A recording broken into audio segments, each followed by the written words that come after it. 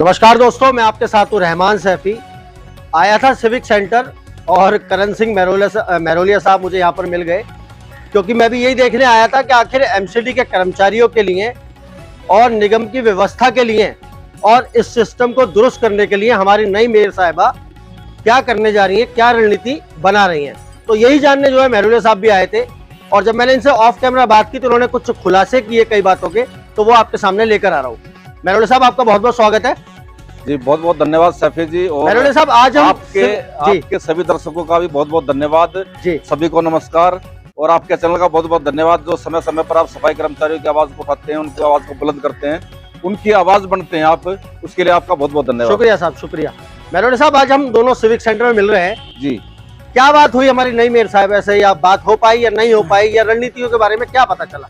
देखिए सैफी जी, नगर निगम के चुनाव से पहले आम आदमी पार्टी का दावा था, उनके मैनिफेस्टो में था कि जब हम निगम में जीत करके आएंगे तो सफाई कर्मचारियों की समस्याओं का निराकरण करेंगे सबसे पहले। और सबसे मोटी जो मांग हमारी जो पिछले 25 साल से रही है, सफाई कर्मचारियों को पक्का करने की। बिल्कुल। और वही चीज मैनिफेस्टो में आम आदमी पार्टी लेकर के आई कि अगर निगम में हम आते हैं तो सफाई कर्मचारियों को सबसे पहले हम पक्का करेंगे। बिल्कुल बिल्कुल।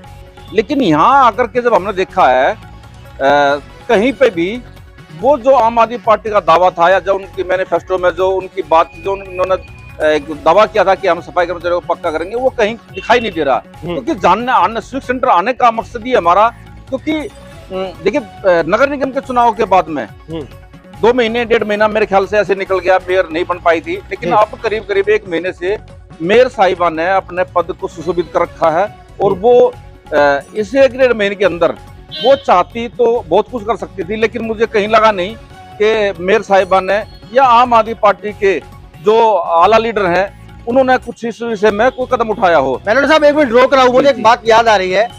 क्या ये वही सिविक सेंटर नहीं है जहाँ पर आपने बहुत सारा लोहा अपने जिस्म को बांधा था, बहुत सारे लोहे से? क्या वो ये वही सिविक सेंटर नहीं है जहाँ पर आपने नग्न अवस्था में प्रदर्शन किया था? क्या ये वही सिविक सेंटर नहीं है जहाँ पर आपने इतनी सैकड़ों किलोमीटर की यात्रा की और जहाँ पर आकर खत्म की? ये वही सिविक सेंटर है ना सर? जी बिल्कुल। और आप एक बात भूल गए, 2 भूख हड़ताल भी यहीं पे की थी। अच्छा सर। 2018 में भी भूख हड़ताल की थी, 2019 में भूख हड़ताल की थी। तो देखिए, आप साक्षी हैं इस बात के कि हमने पिछले 25 सालों में जो सफाई कर्मचारियों के लिए जो हम कर सकते थे हमने किया। लेकिन मैं अपने आप को आज भी वहीं खड़ा पाता हूँ जहाँ हम पहले थे, 15-20 साल पहले जहाँ से हम चले थे, आज भी हम वहीं खड़े हैं। हमने कुछ हासिल नहीं किया। तो सर, हासिल क्यों नहीं किया? ये आपकी कमी है, कर्मचारियों ने आपका साथ नहीं दिया, या निगम प्रशासन ढीठ है? देखिए, निगम प्रशासन बहुत ढीठ है, और उनकी जो नीति है वो काम करने की नहीं है। इनकी सोच जो है वो सफाई कर्मचारियों को दबा कर रखने की है, बंधुआ मजदूर बनाकर रखने की है। उनको पनपने नहीं देना है, उनको बढ़ने नहीं देना है। ये जो यहाँ पर अधिकारी बैठे हैं, मनुवादी लोग बैठे हुए हैं, ये नहीं चाहते कि सफाई कर्मचारी का बच्चा पढ़ लिख करके आईएएस बने, आईपीएस बने, डॉक्टर बने, इंजीनियर बने, वकील बने। ये नहीं चाहते, क्योंकि जो उम्र होती है एक पैसा जोड़ने की, जो अपने बच्चों को पढ़ाने की, वो होती है 22 से 30 साल के बीच में जो उम्र होती है, वो उसमें उस दौरान कोई भी व्यक्ति अपने बच्चों के लिए, अपने बच्चों का भविष्य सुरक्षित करने के लिए पैसा जोड़ता है। और वही उम्र हमारी इन लोगों ने छीन ली हमारे से, क्योंकि 25 सालों से हमारे सफाई कर्मचारियों को पक्का नहीं किया गया। तो वो अब जो पैसा जोड़ने का या बच्चों को शिक्षित करने का, उनको कामयाब करने का जो हमारे पास एक माध्यम था, वो लोगों ने छीन लिया। क्योंकि 12,000 रुपए, 13,000 रुपए, 12-13,000 रुपए अब हुई है। उससे पहले तो 7-8,000, 6,000 रुपए में हमारा सफाई कर्मचारी काम करता रहा है। तो उस सैलरी में हम अपने बच्चों को नहीं पढ़ा पाए, और उनको अच्छी शिक्षा नहीं दे पाए, उनको अच्छा खान पान नहीं दे पाए। इसीलिए हमारा परिवार जहाँ था आज भी वहीं है। इसीलिए मैं कह रहा हूँ, जहाँ हम पिछले 25 साल में थे आज भी वहीं खड़े हैं। और ये मैं आपने ठीक कहा, देखिए प्रशासन की तो कमी है ही है, साथ ही हमारे जो सफाई कर्मचारी जो यूनियन के लीडर हैं उनकी भी कहीं ना कहीं कमी रही है। क्योंकि हमारा समाज जो है, कई तो कहता था कि हमारे जो है समाज को 2 हिस्सों में बटा हुआ है, 3 हिस्सों में बटा हुआ, लेकिन यहाँ 56-57 हिस्सों में हमारा समाज, बिल्कुल मैं यही बात कहने वाला, 57 हिस्सों में बटा हुआ है। 1-2 हिस्सों में बटा होता, 4 हिस्सों में बटा होता तो हम उसको जोड़ सकते थे। लेकिन 56-57 हिस्सों में बटना अपने आप में ये समझ लीजिए कि समाज को खत्म कर दिया गया उन लोगों द्वारा, जिन लोगों ने समाज को बांटा है। कमी है कर्मचारी की, यूनियनों की या अधिकारियों की? देखिए, ये अब मैं क्या कर सकता हूँ इसमें? देखिए पिछली बार भी आपके इंटरव्यू में मैंने बहुत सारी बातें कही, उसमें बहुत सारे लोगों ने मुझे बुरा भला भी कहा। जी जी। लेकिन कोई दिक्कत नहीं है, मैं नहीं समझता कि भाई अगर मैं बेबाकी से अपनी बात रख सकता हूँ और सच बोलता हूँ, इसलिए सच को आंच नहीं होती। बिल्कुल मैं सच बोलना जानता हूँ और सच बोलने की हिम्मत मेरे अंदर है, तो मैं सच बोल लूंगा। नगर निगम जितना दोषी है उतने ही दोषी हमारे सफाई कर्मचारी यूनियन के लीडर भी हैं। महरोलिया साहब, अब सवाल ये आता है, जो मौजूदा वक्त की जो कर्मचारियों की समस्या है, वो सबसे बड़ी और सबसे पहली जो समस्या है वो कच्चे से पक्के होने की है जी।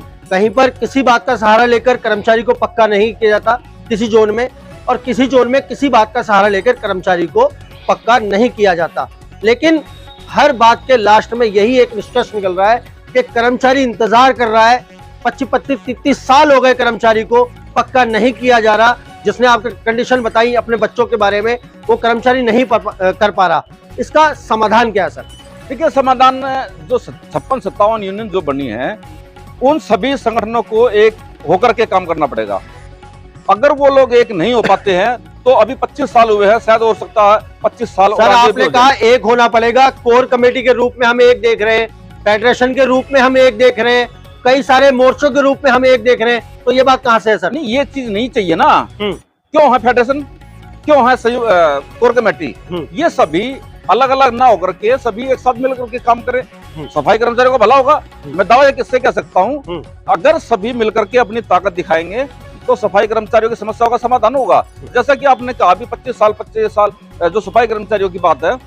इसके अलावा जो हमारे कोरोना काल में जो सफाई कर्मचारी शहीद हुए, देखिए कम से कम भी जो मेरी जानकारी में है करीब 57-58 सफाई कर्मचारियों ने कोरोना काल में अपनी शहादत दी। बिल्कुल दी सर। और उनमें से 1 या 2 कर्मचारियों को छोड़ करके किसी भी सफाई कर्मचारी को ना स्थायी नौकरी दी गई, ना 10 लाख रुपए जो नगर निगम द्वारा एक मुआवजे के रूप में दिए जाने थे वो नहीं दिए गए।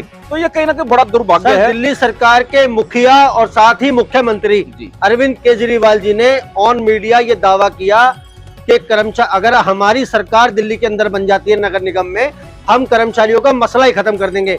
सर कर्मचारियों को खत्म कर देंगे या मसले को खत्म कर देंगे? देखिए मुझे लग रहा है कि सफाई कर्मचारियों को खत्म करने की साजिश सर। बिल्कुल बिल्कुल। और हाँ, क्योंकि अभी मैंने जैसे बताया तो 1 महीने से करीब मेयर साहिबा बैठी हैं और कहीं भी कोई भी अभी तक मेयर साहिबा की ओर से कोई भी आदेश जारी नहीं किए गए किसी भी सफाई कर्मचारी के हित में। दूसरी बात, मैं जैसे कि अभी आपको बता रहा था जो कोरोना काल में जो हमारे सफाई कर्मचारी शहीद हुए उनके विषय में।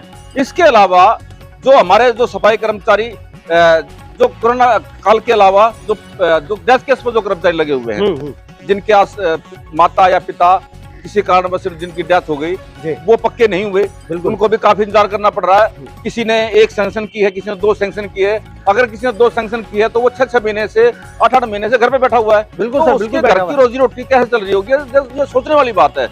और इसके अलावा देखिए लेफ्ट आउट के जो काम है, अभी हम जैसे ही आपका इंटरव्यू खत्म होगा, अगर मैं ये बात नहीं कहता तो बहुत सारे कर्मचारी कमेंट आते हैं, बहुत सारे लोग कर्मचारी फोन करके पूछते हैं कि भाई लेफ्ट आउट के बारे में क्या करने। हाँ जी, तो आज स्विक सेंटर के अंदर आकर के देखने का मकसद ये था कि लेफ्ट आउट पे नगर निगम क्या कर रहा है।